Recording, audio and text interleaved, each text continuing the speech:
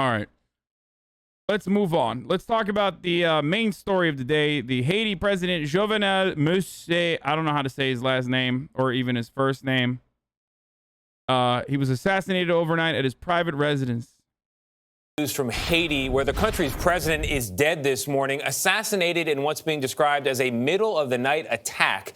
Jovenel Moïse had been in office for 4 years and had been the target of months of protests. Haiti's interim prime minister said Moïse's wife was also wounded in the attack. With us on the phone now is Jacqueline Charles. She's the Caribbean correspondent for the Miami Herald and has covered Haiti extensively. Jacqueline, good morning to you. What are you hearing about this assassination? Yes, hi, good morning. So what we are hearing is that it occurred in the middle of the night or the middle of the morning, sometime around 1 a.m., according to the current acting interim prime minister. These are unknown, unidentified assailants that in video circulating. I can't wait for like some of the weirdo leftists to do a self-report and be like, this was a CIA assassination and that like this guy actually was a leftist or something.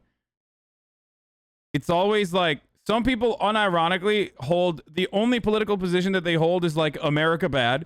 And they're right. Like America is bad. OK, don't get me wrong. Make no mistake. That lands them like in 85 to 90% of the situations in the right side of history. If you just have an exclusive like America bad, all of America's enemies are actually anti-imperialist approach. It leads you on. It puts you on the right side of the argument like 90% of the time. Because like in most of the cases, America's bad. In almost all cases, right? However,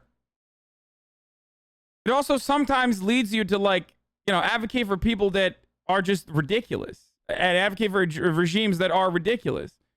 I mean, this dude is like, this dude was a puppet of the American state. Okay. He was center-right American puppet who Haitian socialist unions, etc. were fighting against and calling for his resignation. Yeah.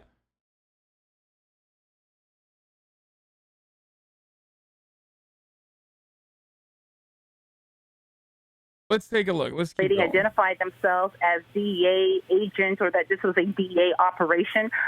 These were not DEA agents.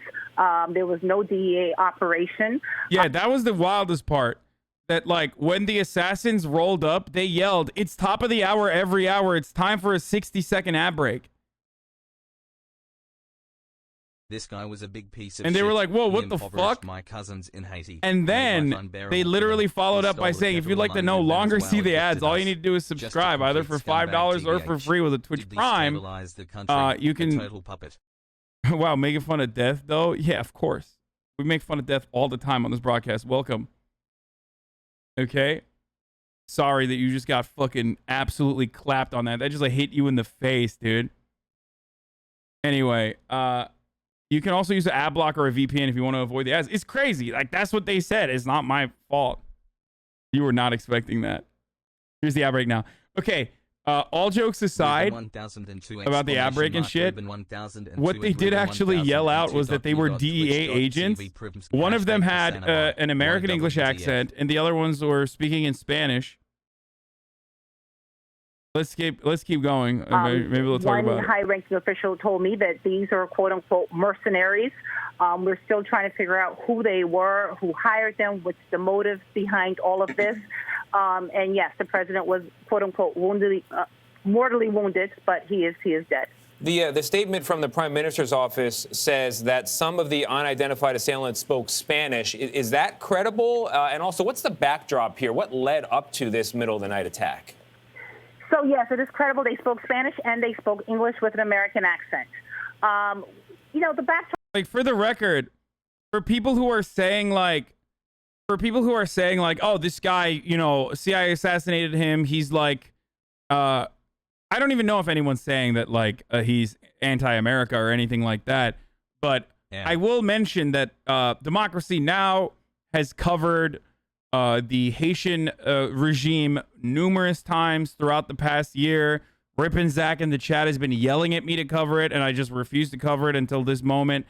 And also, the protests were against America because the United States was literally funding and facilitating this oppressive Haitian regime under this dude who was going after his fifth term and trying to extend it again, and was refusing to leave power. And then he would just like blame it on COVID. So I don't think that it's people think that the DA would announce an assassination on the megaphone. No. It's probably mercenaries. I don't know who it was. I don't know who would kill him, but it probably wasn't the American government, is what I'm trying to say. The American government is not going to fucking murk an American asset unless they have like a fascist to overtake immediately and use it as a coup d'etat. The American government will assassinate leftist leaders immediately, but they're not going to assassinate like a center-right American puppet. It'd be like assassinating Guaido for no fucking reason. So...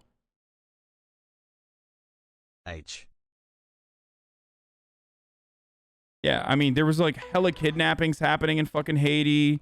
It's crazy. Even if it was the U.S., why would it be the DA? No, it wouldn't be the DA. That's the point.